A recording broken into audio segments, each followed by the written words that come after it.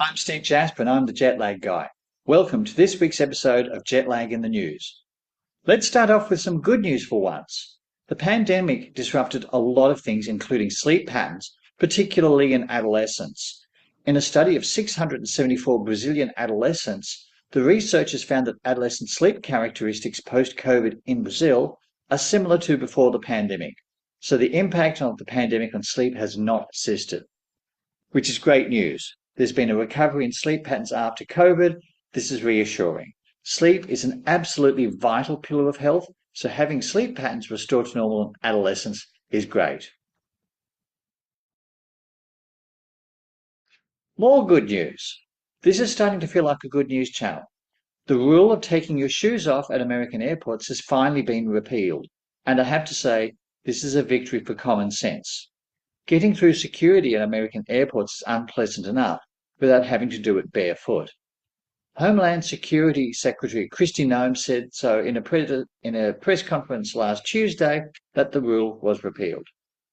The origin of the policy was back on the 22nd of December 2001 when Richard Reed boarded American Airlines Flight 63 between Paris and Miami, wearing shoes packed with explosives.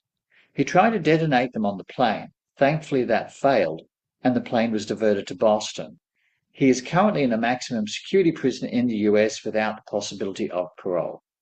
So, great news for anyone who is flying around America. You no longer have to take your shoes off at security.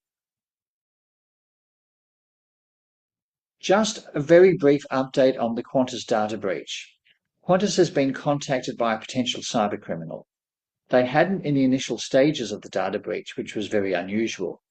Qantas is continuing to work with specialist cybersecurity experts to forensically analyse the impacted system.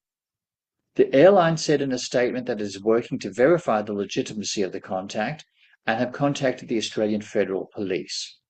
Almost 6 million customers have potentially had their data breached, although thankfully no credit card or financial details have been taken.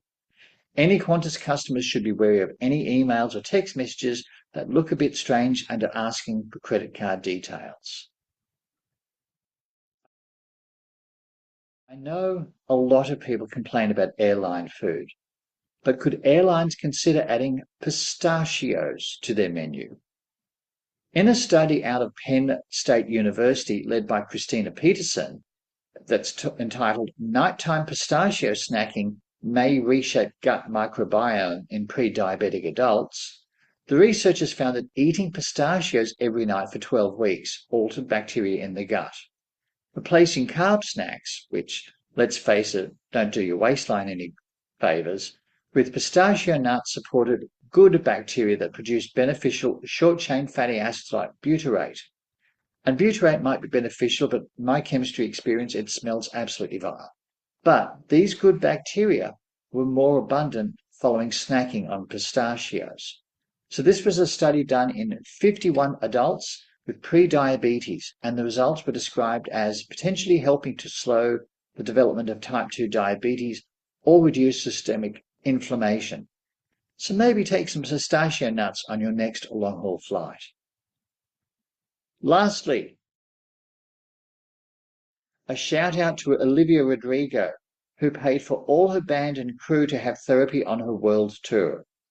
She said, considering a world tour consists of late nights, long days, endless travel, being away from home, jet lag, and the adrenaline of performing in front of thousands of people before the post-show crash, I can only imagine how beneficial this would have been. That would have been wonderful, Olivia. Next time, let me help you and the whole crew with jet lag. I'm happy to help. If you have any questions or want to know more about what I do, check out my website at www.jetlagguy.com.au. There's another book on the way, and you'll be the first to know when it's released. And that's this week's Jet Lag in the News. I'm Steve Jasper. Thank you for your attention.